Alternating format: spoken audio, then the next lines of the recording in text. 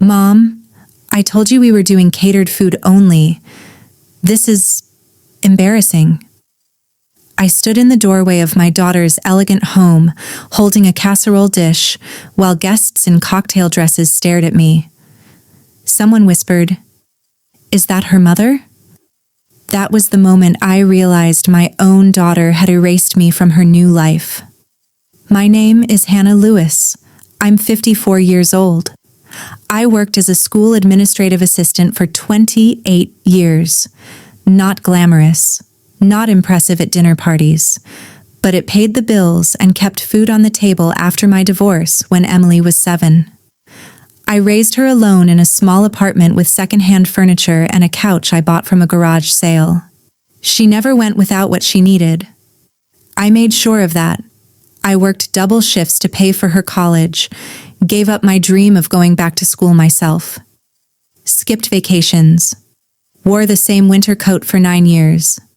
Emily graduated debt-free, got a good job, then married Derek, a corporate lawyer. 2 years ago, they moved to an upscale neighborhood, started hosting charity events, posting photos of wine tastings and garden parties. I thought we were still close. I really did. I wasn't polished or country club material, but I thought being her mom still mattered. If you've ever felt erased by your own family, drop your location in the comments. I read everyone. What I didn't know that night was how far Emily would go to keep me out of her perfect new world. It started on Christmas Eve. Emily had texted me the address and told me to come at 6. I thought it was just us. Maybe Derek's parents. A quiet family dinner. I spent the afternoon making my green bean casserole, the one Emily used to beg me to make every holiday.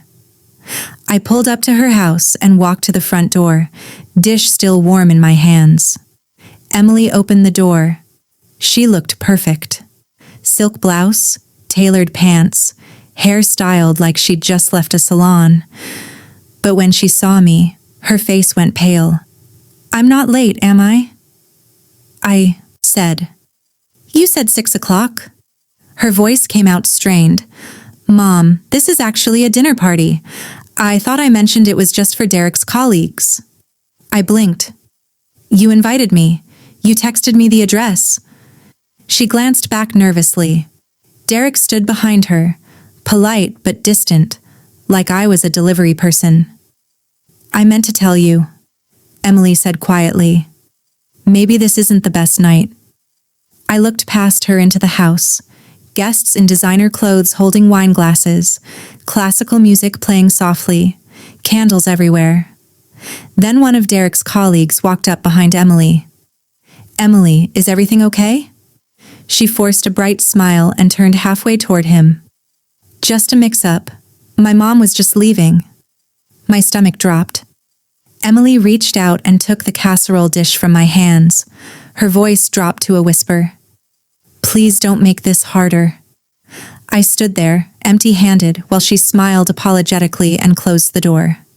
I walked back to my car in a daze, sat in the driver's seat, stared at the house through the windshield. Through the window, I could see Emily laughing with her guests, relaxed now, like I'd never been there. Then I saw her walk to the mantel and point to a framed photo. I couldn't see it clearly, but I saw the guests smile and nod. Later, I'd find out it was a photo of Derek's mother, labeled Family Christmas 2022. My photo was nowhere in that house. I drove home in silence, my casserole left behind like trash. Christmas morning, I waited for Emily's usual call. Nothing. I texted her at 10. "Merry Christmas, sweetie. Can I drop off your gift?" Hours passed. No reply. Finally, at 4 in the afternoon, my phone buzzed. "We're spending the day with Derek's family. Maybe next week?" I sat alone in my apartment, reheating leftovers, staring at the gift I'd wrapped for her. A framed photo of the two of us from her college graduation. She never came to pick it up. A week later, I ran into Emily at the grocery store. She was with 2 women from her social circle. designer handbags, expensive sunglasses perched on their heads even though we were indoors. I saw her before she saw me. My heart actually lifted. I thought maybe we could talk. Clear the air.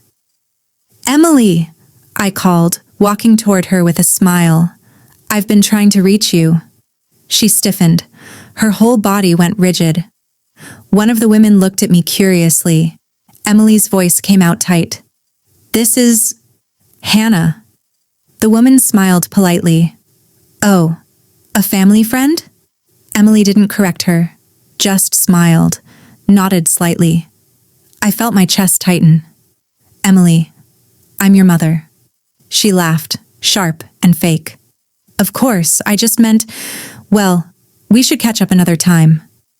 She put her hand on one of the women's arms and steered them away. Fast. I stood there frozen, holding a box of pasta. Then I heard one of the women say, "I thought her mom lived out of state." Emily's response was quiet, but I heard it. "It's complicated."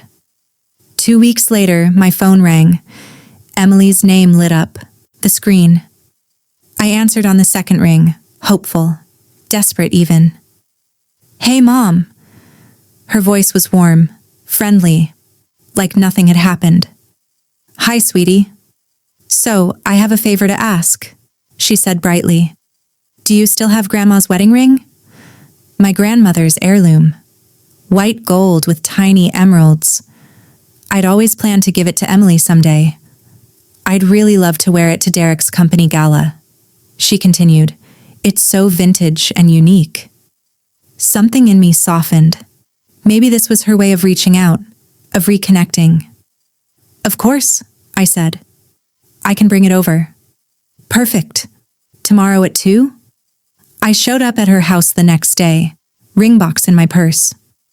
Emily opened the door, took the box from my hands immediately.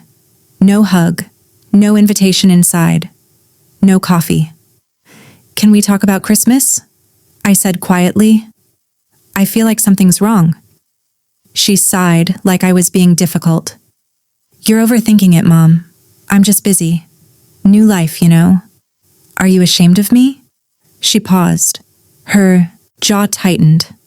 "That's not fair," she said, defensive. "You just don't really fit into this world. It's not personal." The door closed before I could respond.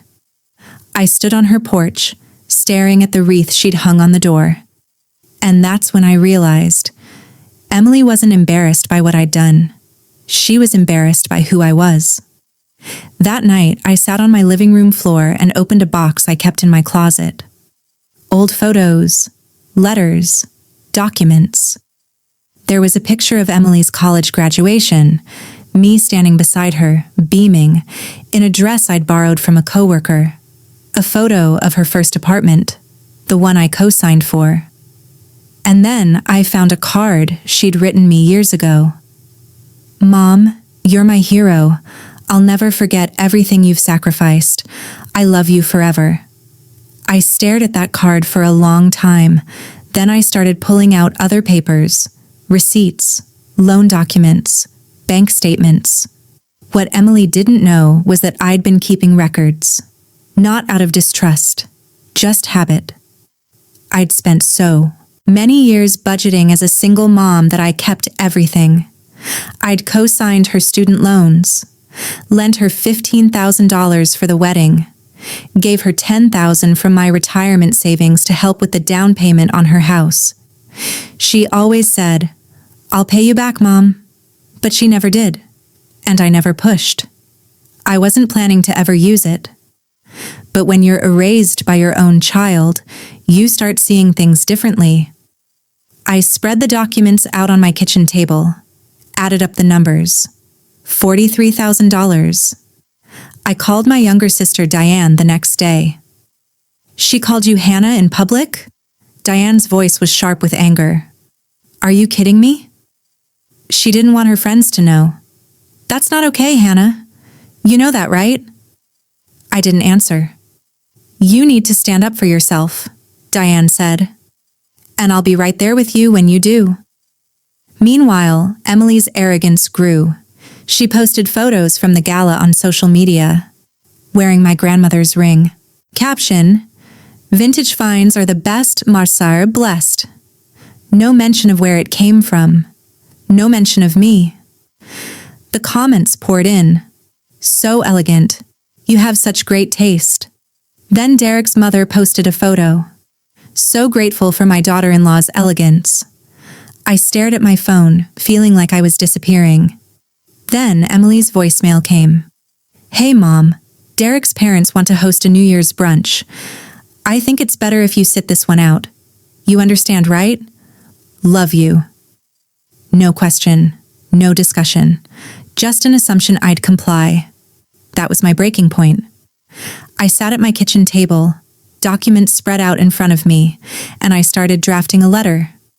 Diane came over an hour later, saw what I was doing, nodded approvingly. "You're really doing this?" she asked. "She wanted me out of her life," I said quietly. "I'm just making it official." I printed everything, organized it in a binder. Then I wrapped it in a small gift box with a red bow on top. Diane smiled. "This gift is going to say, 'Everything you can't.'" I looked at the box and nodded. "Yeah, it will." I texted Emily the next morning. "I have something for you. I'll stop by tomorrow at 10 a.m. She replied within minutes. "Sure." Probably thought I was dropping off cookies or something. Diane came with me, for support. As a witness. Emily opened the door, surprised to see Diane there. Slightly annoyed. "Mom, I have a Pilates class at 11. I stayed calm. "This won't take long." She let us in reluctantly. I handed her the box. She looked confused but opened it. Inside was the binder.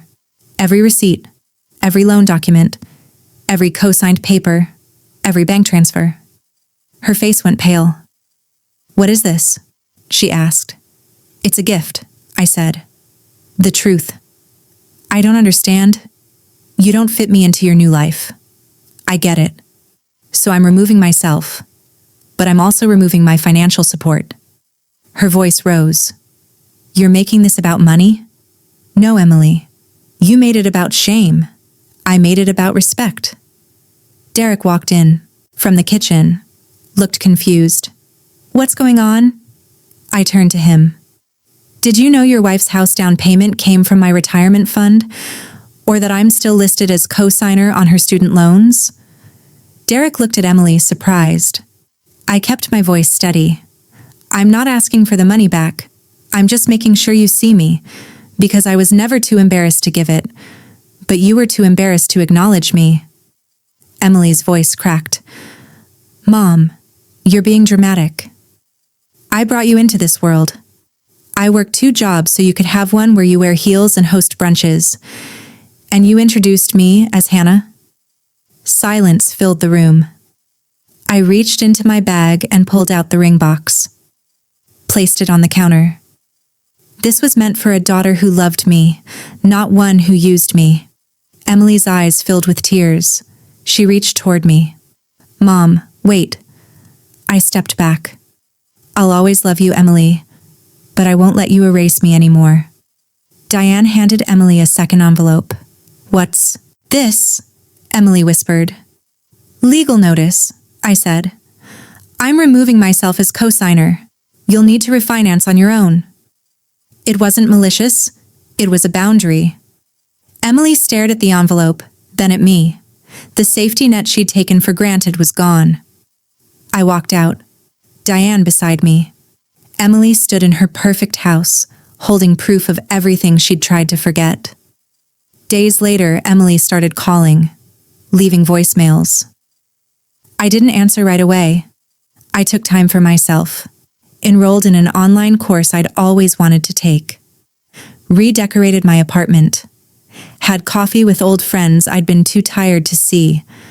I spent so many years making myself small so Emily could grow. I forgot I was allowed to take up space too. 2 weeks later, a handwritten letter arrived. Not a text. A letter. Mom, I'm so sorry. I got lost in trying to be someone I thought I needed to be. I was wrong. Can we talk? I didn't rush to forgive, but I agreed to meet for coffee. Neutral ground. Our relationship will take time to rebuild, but it's no longer on Emily's terms alone. I gave her a gift she couldn't refuse, the truth. And for once, it wasn't wrapped in my silence. The heirloom ring sits in a drawer now, not a symbol of hope, a symbol of self-respect. If you've ever had to set boundaries with someone you love, you know how hard it is, but you also know how necessary. Has your family ever made you feel invisible? Share your story in the comments below. I read every single one, and if this story hit home, hit that subscribe button. Your story matters. Your voice matters. Where are you watching from? Drop your location below. Remember, love shouldn't cost you your dignity. See you in the next one.